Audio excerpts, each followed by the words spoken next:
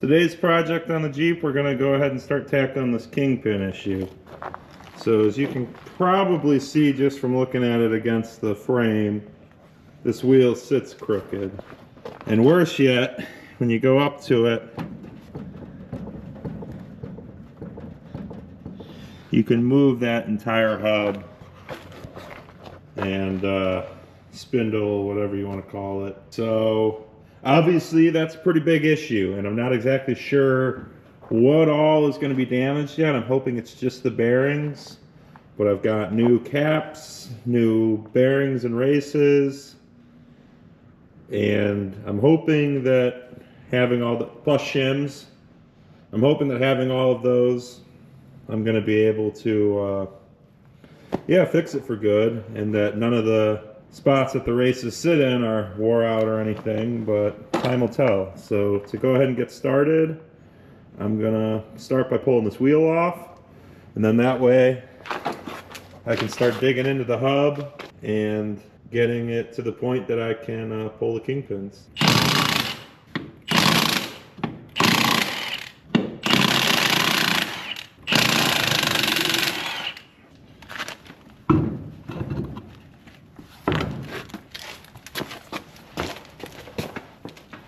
I got the drive flange out of the way.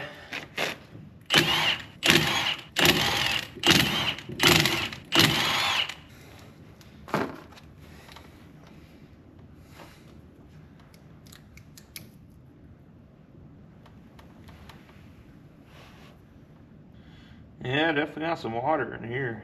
Probably want to redo the other one while I'm in here. So now that the drive flange is off, I'll go ahead and remove the brake drum. So yeah, let me grab my specialty tool. I got a big nut, or a big socket that fits on here, because it's a giant nut in a small area.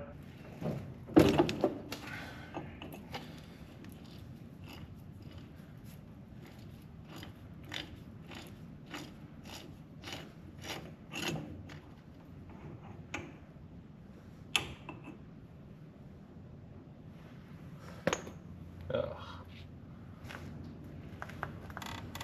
Nice and rusty. Yeah, some water definitely got in here. So I have all the tool, or I have all the parts, I think, to reseal these nicely. So hopefully that'll be the case. Good thing I used waterproof grease. That's all I can say.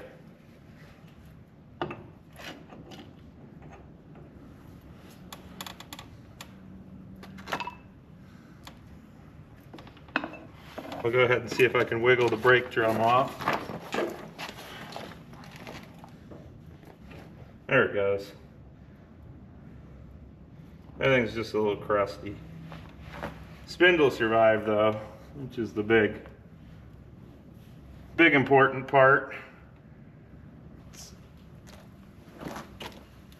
I believe I reused the wheel bearings on this side. All right, definitely do not want to lose this. That's also important. Yeah, I believe this is a bearing I reused just looking at it. So I got a brand new wheel bearing set. So I'll probably throw that in while I'm in here.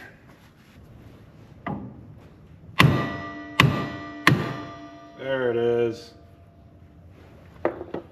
It's just so cold. It needed the tiniest amount of heat. For reference, it's about 20 degrees out. There's no heat in the barn, so that's a little chilly. But at least we're out of the wind.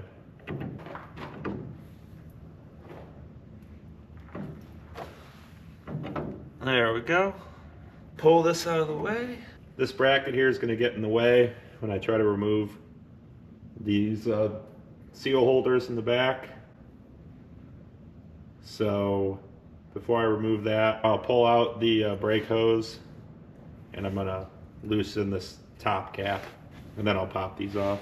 Now the suck of this is I'll have to go back now and bleed the brakes, but it is what it is. Well, the fact that this one got replaced with a bolt instead of a stud isn't a good start. That's a sign that somebody's messed with it before. I guess it actually might be a good sign. Hopefully it just means it's poorly installed or a bad bearing, and it's not the bearing race eating up its position or anything. All the studs are coming out with the nut, which will hopefully make removing the cap slightly easier. So here's that bracket I was referring to. It's kind of just a shield for the brake hose. So now that that's out of the way, I can sneak behind and pull these seal holders.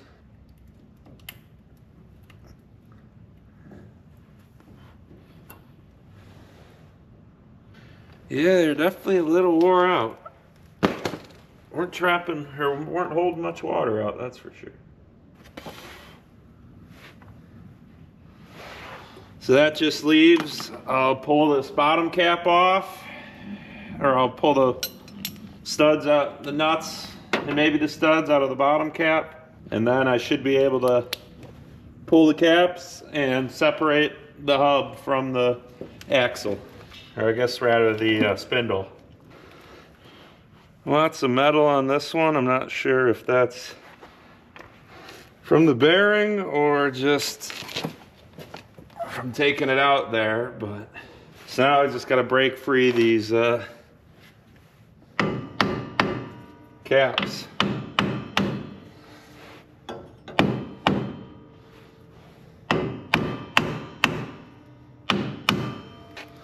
So I think I just smack them a little bit like that, and then I'll grab my channel locks.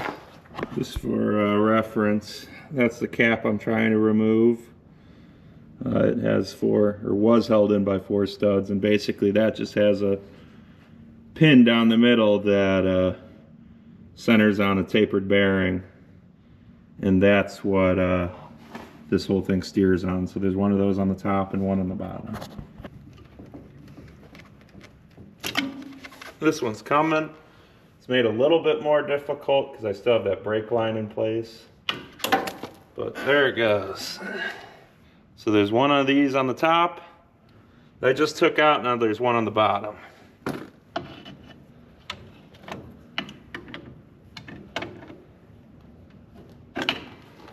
This side I'm gonna need to probably pry out because it's hard to get down there with a wrench. My door keeps blowing open. Okay. So I got it out enough that I can slide it the rest of the way. Get ready to catch that.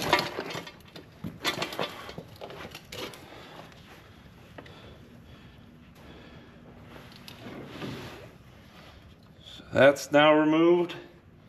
As you can see, that is nice and dirty. Oh, I don't know if that's supposed to do that or not. I didn't think so, so let me bag that all up before I start losing balls. You don't want to lose your balls, that's for sure. On the bright side, it looks like none of this probably got damaged and should be easy to put back together. Stuff's so thick that the towel is sticking to it. It's ripping off pieces of the towel. That is some nasty stuff. All right, as you can see, that's nice and nasty. Looking at it initially, this bearing is definitely destroyed, which would explain why why it was rocking back and forth. So that's a good sign, because that means that the race itself shouldn't be messed up, and I should be able to pop that out, put a new one in, new bearing, and it'll be like nothing ever happened once I get everything all cleaned up.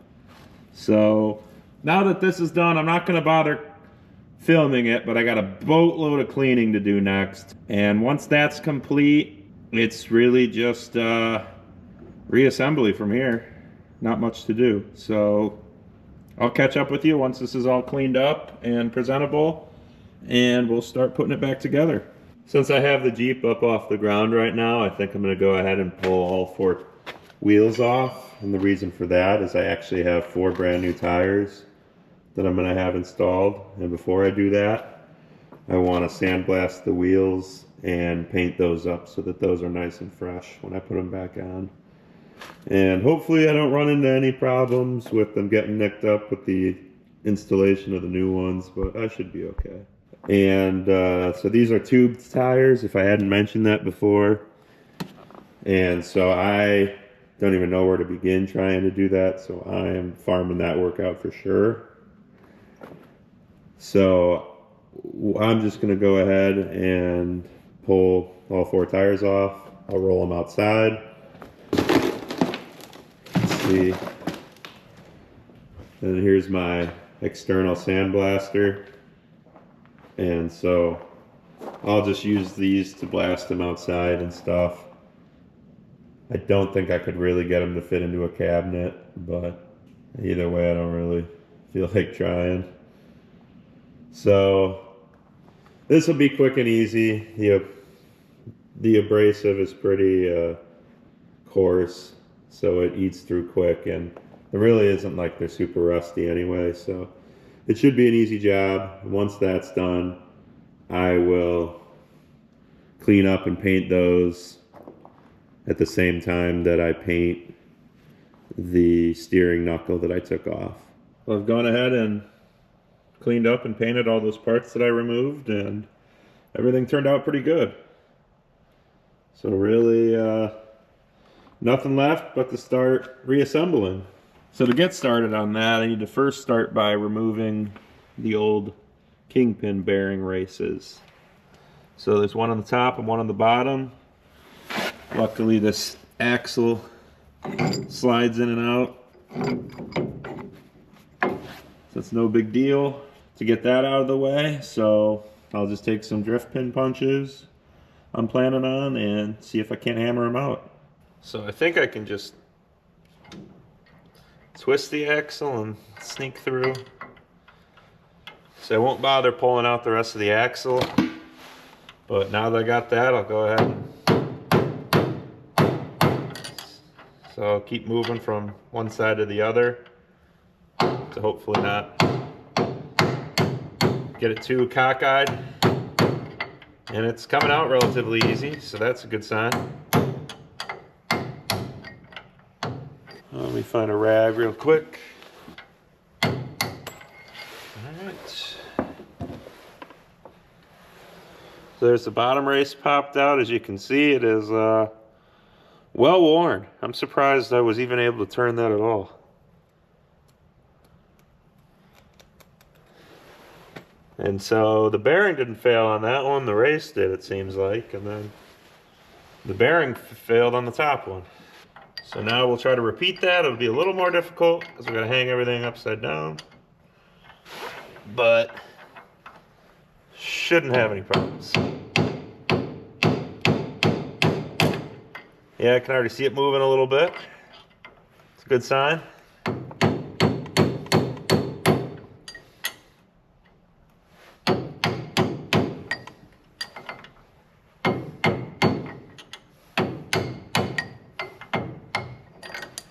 Just like that, our top race is removed. And so with that done, I'm going to clean this up real quick, and then I'll throw in the new bearing races.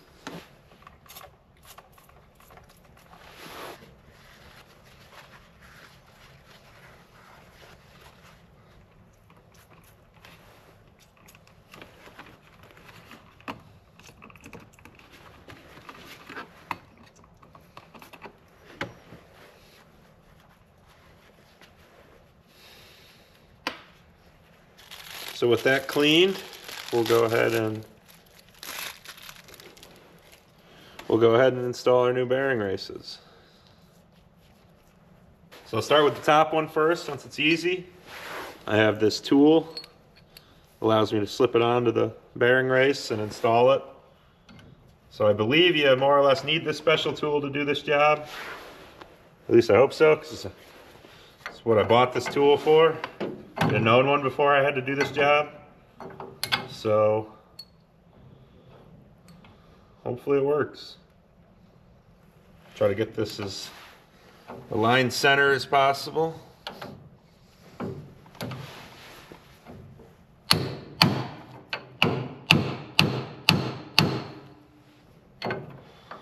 a couple more whacks for good measure.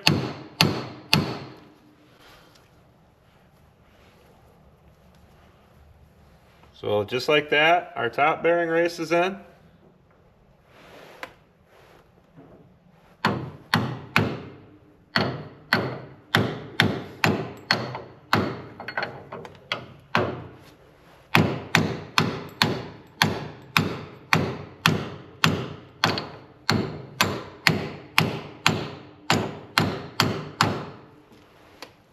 Okay, as far as I can tell, that's in.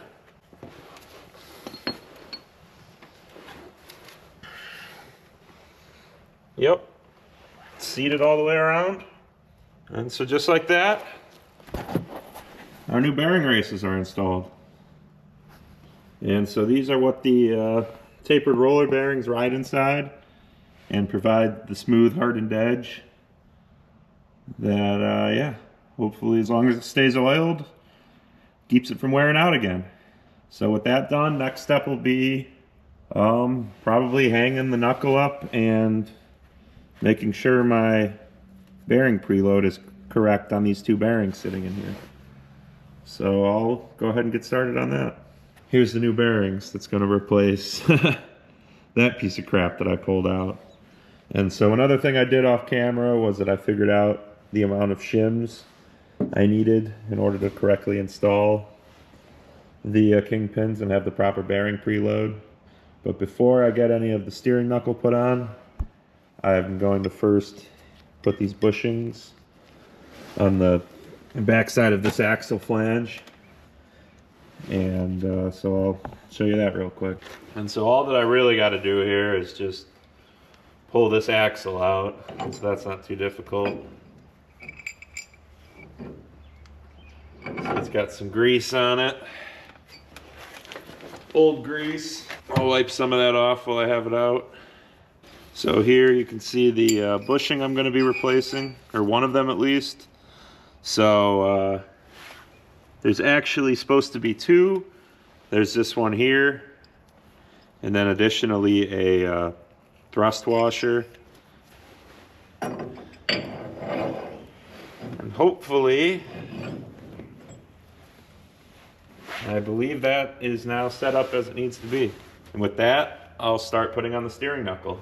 So I'll start by getting the top one just hung up. So as you can see, bearing is in place. So I'll slide this on. I've already got the shims I want in place.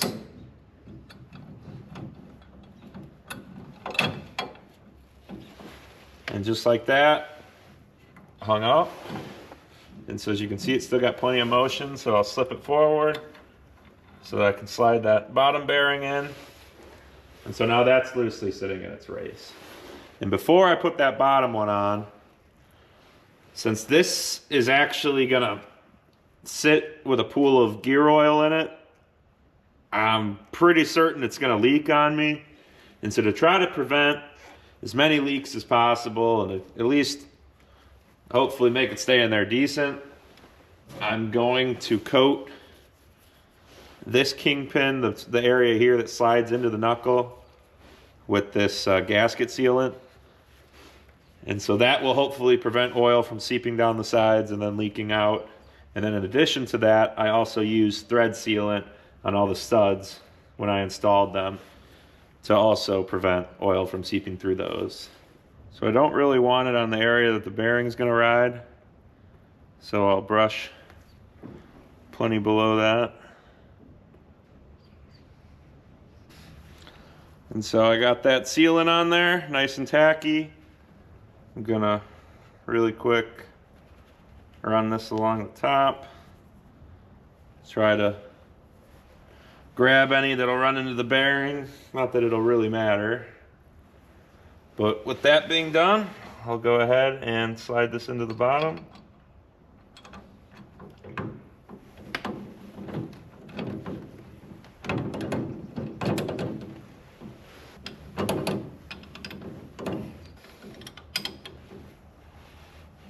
Okay, so I went ahead and just got the top snug to hold everything in place.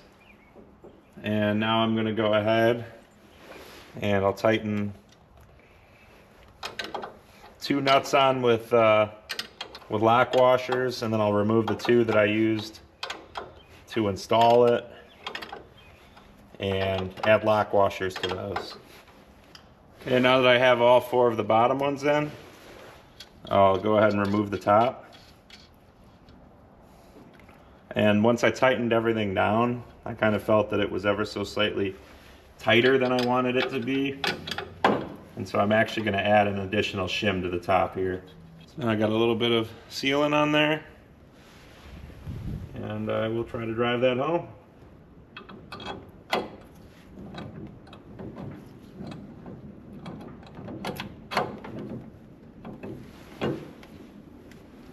Should be everything. Another thing I want to mention is that I don't want to forget to add this brake hose shield, which sits right on top of this kingpin cap, because if I forget that, it will make everything more difficult. And now I may have to end up actually going back and removing that again when I go and put the seals on the back side, but time will tell, and just for the sake of getting everything on there and test fitting it, I'm gonna get this added. So I'm just tightening this down repeatedly, changing the amount of shims I have, which essentially pulls and pushes these 2 in and out.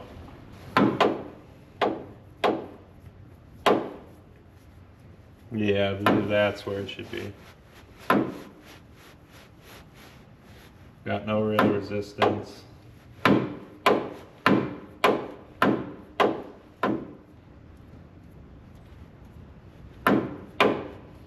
It's definitely not falling off. So preload should be pretty good there. I don't think I'll run into any issues. So with that, I will put this top cap on permanently. And so with that, my steering knuckle's installed. And so next steps will be installing the seals on the back side that ride up against this. So they don't make a gasket for the new seal plates that I got. These are new originals. And so I had to cut out my own gasket, so it fits pretty well. So I think I've got everything ready to go there. So before I put that on, I'll put a little gasket sealant on either side of it. Hopefully help it seal a little better. And yeah, we'll get one on the bottom and one on the top. And I'll also put a little grease on the inner part of the knuckle as well, to give the felt something to slide on. And hopefully, yeah, that'll all go together smooth. Once that's done, I'll put that brake hose shield back on and tighten down the stop cap, and then I'll move on to the front side.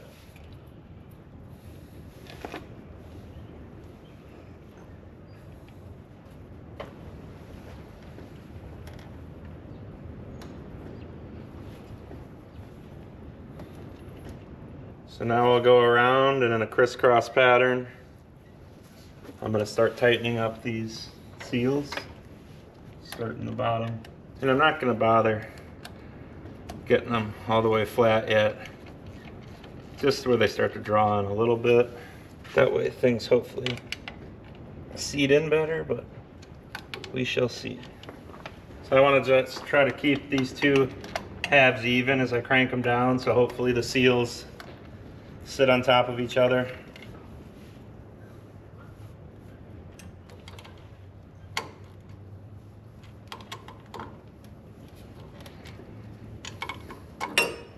So now I'll do one last tightening with my 3/8 drive, just so I'm not afraid to apply torque. So I'll go ahead and slip this brake cover shield, or this brake hose shield, back on. And I'll go ahead and crank everything down.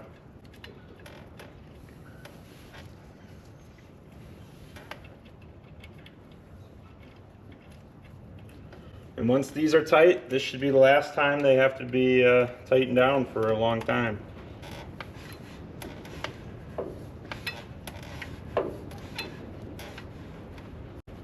So hopefully that's the grease working into that seal and I'm not totally wrecking it there.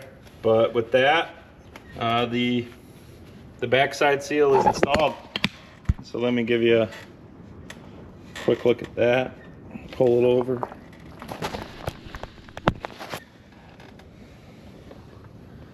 So there you can kind of see the backside. There's the two halves.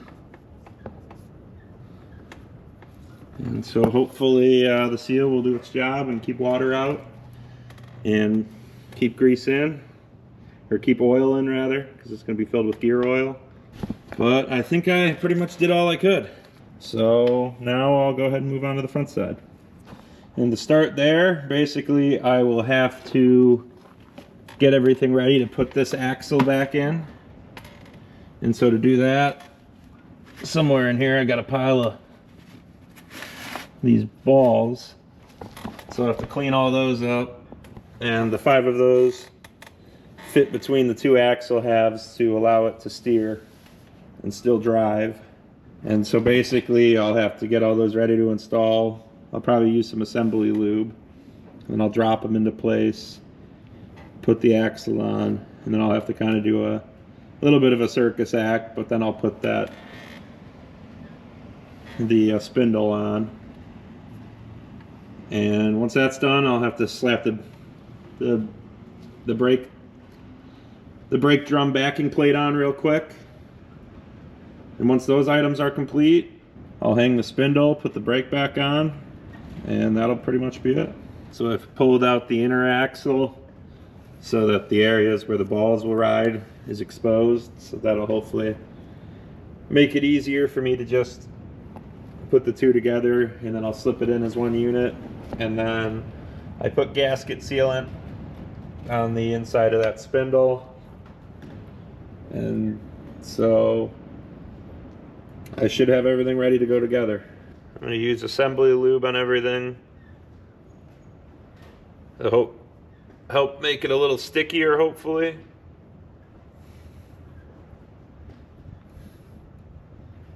That will ideally make everything hold together slightly better. We'll see how that works in practice here in a minute, but it's worth a shot.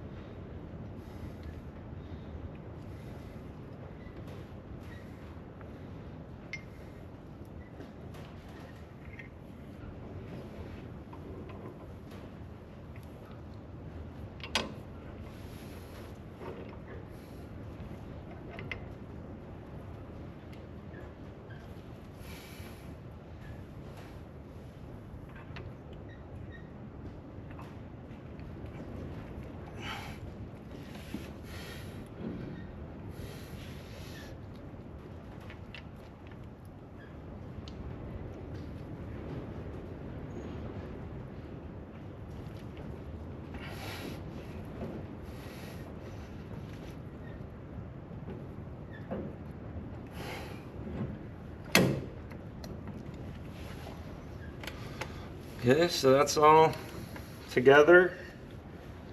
Now I want to be careful and try to keep pressure on this as much as I can.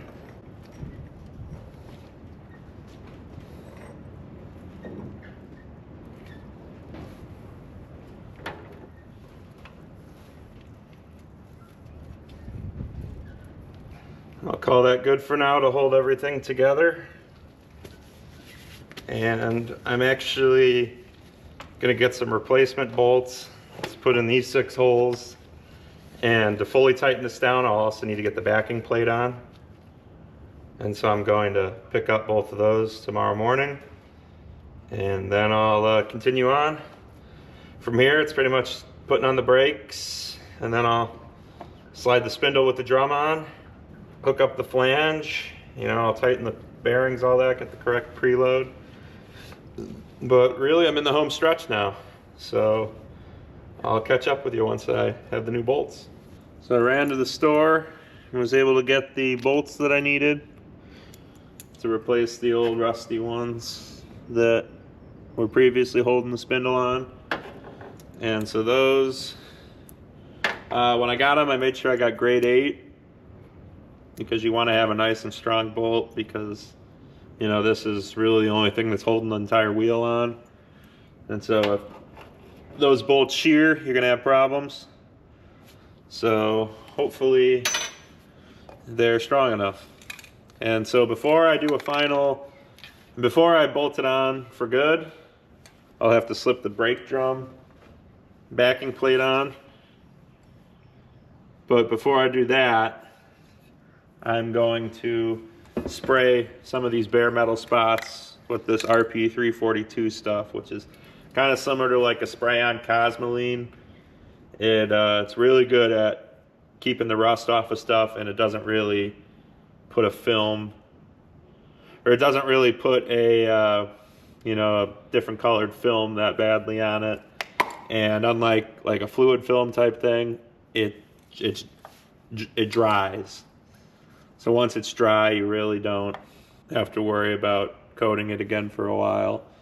And so since this is going to spend a lot of time in the water and damp areas, the more I can do to prevent rust, the better. So I'll go ahead and get this sprayed down real quick.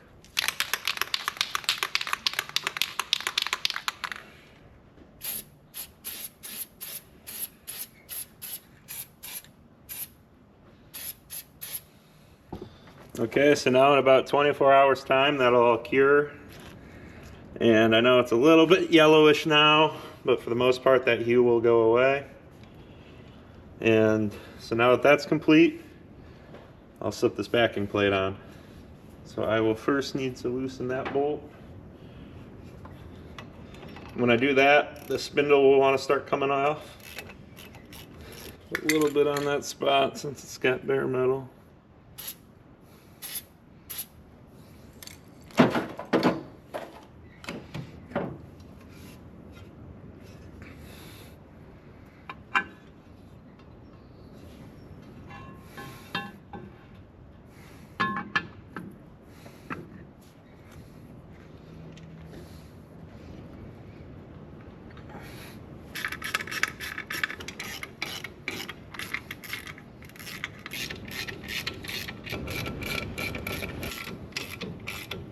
Now with the backing plate on, I'll have to add the wheel cylinder, brake shoes, brake shoe adjusters, and then from there I'll be able to slip the spindle on with the brake drum.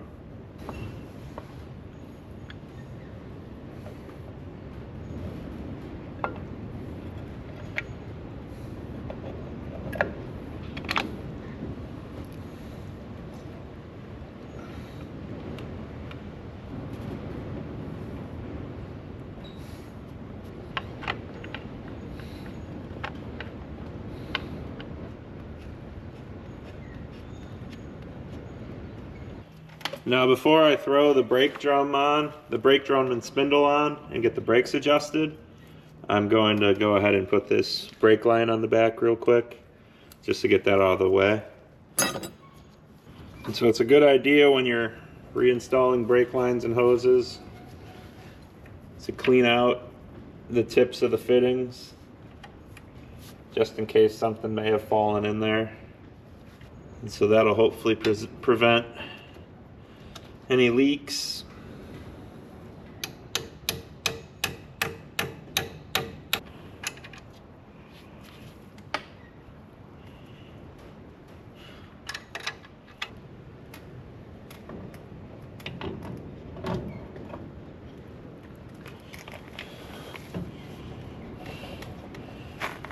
Hopefully be able to tap this on.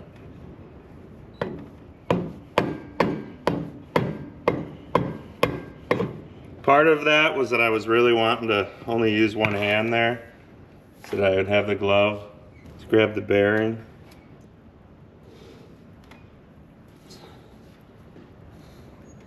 So as you can see, these bearings have to go on straight, and for whatever reason they don't like to. So that's on. Okay, now I have to install the spindle nuts, and so the first piece of that is this smaller washer. And so I'll take that and just slip it on. There's a little tab that I have to catch. Slip that on. I'll take one of my nuts.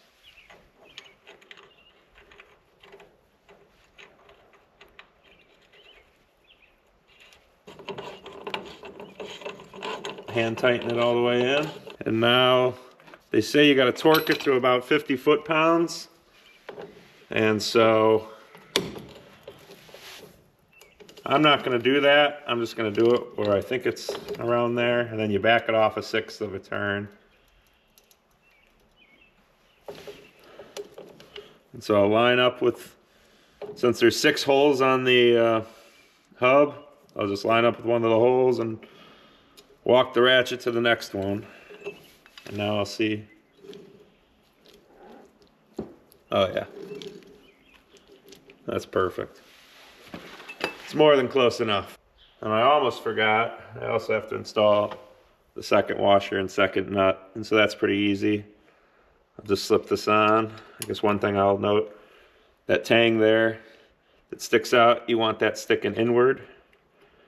And so like the previous washer, you'll put that right into the slot and walk that in.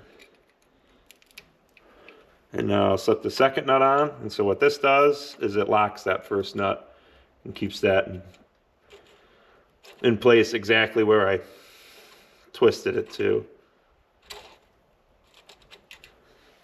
And that will ensure that I have correct bearing preload on my front wheel bearing here.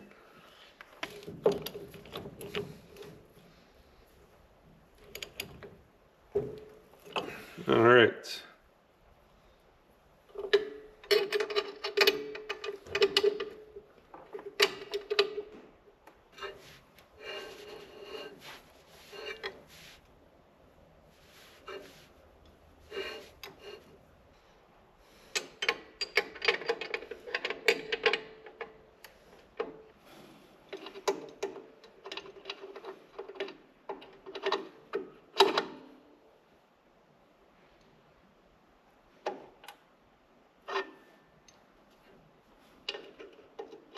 So I adjusted the brakes a little bit on the tighter side, but I think as I drive it around, that'll loosen up once everything gets worn back together. But now that that's complete, I'll go ahead and install this hub. Slip it onto that spline shaft. Move that so they line up. I think I gotta go a little bit over.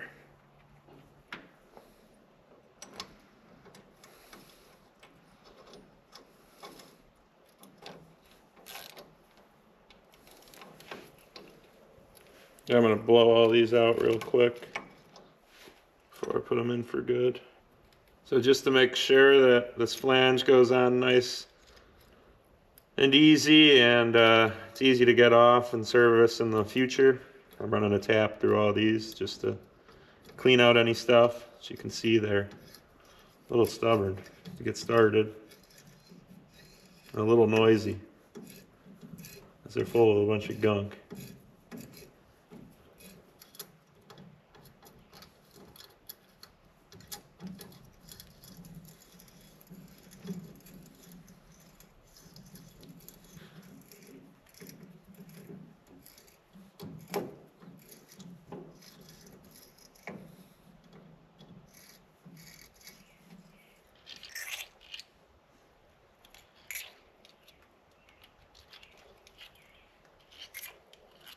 So now that those have been cleaned up, I'll put the flange on for good. I'll stuff some grease in here just to make sure those splines stay nice and lubricated.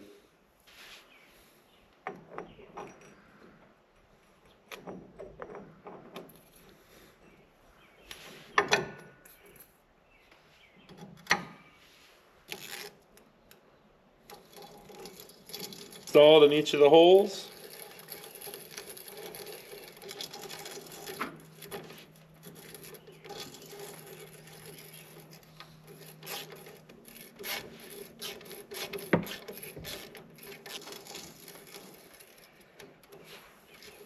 You know, I completely forgot to install the gasket that goes between these. So let me use some movie magic to cut to that real quick, but I'm gonna put a gasket in between this flange and the hub. And that's what seals them. I forgot to put that in there. Here's the gasket I was referring to. Now that the flange is installed, I'll just need to put the tie rod back on to connect the steering, fill the steering knuckle with oil, and then bleed the brakes. So we're pretty much done. All right, to reinstall the tie rod onto the steering knuckle, I just gotta slip the tie rod end back into its spot. So I steered the tie rod to a point where it had the reach to get underneath, so I'll slip it in as such. So there's the steering knuckle and tie rod connected. So I'll just slip the nut back on.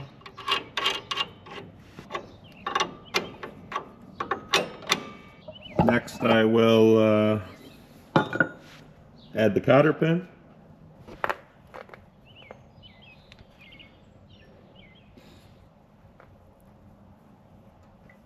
So now that cotter pin's installed, let me grab my pliers real quick and I'll clamp that down. So now the cotter pin's been pressed down with the pliers, so that's now going to hold that nut in place without any issues. I'll also need to bleed the brakes, but I'm not going to bother filming that. That's, you know, pretty straightforward. I feel like I've covered that before, but maybe not.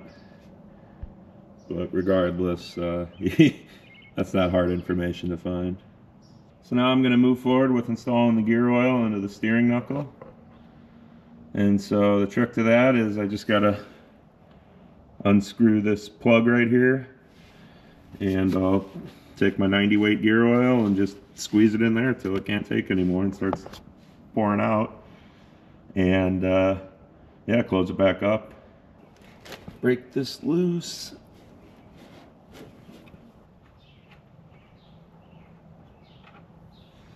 Take out the plug as such.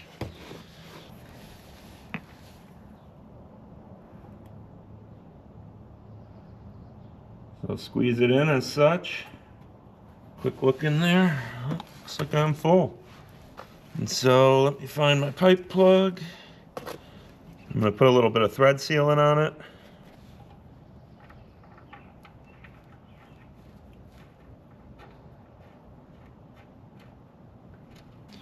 So we'll reinstall the pipe plug with some sealant. And now time will tell how bad this whole thing will leak. But all that's left now is I'll bleed the brakes and then hang on the tires. New tires are all ready to go. They're mounted up to the wheels. The wheels have been all blasted and painted. So they're all looking pretty good.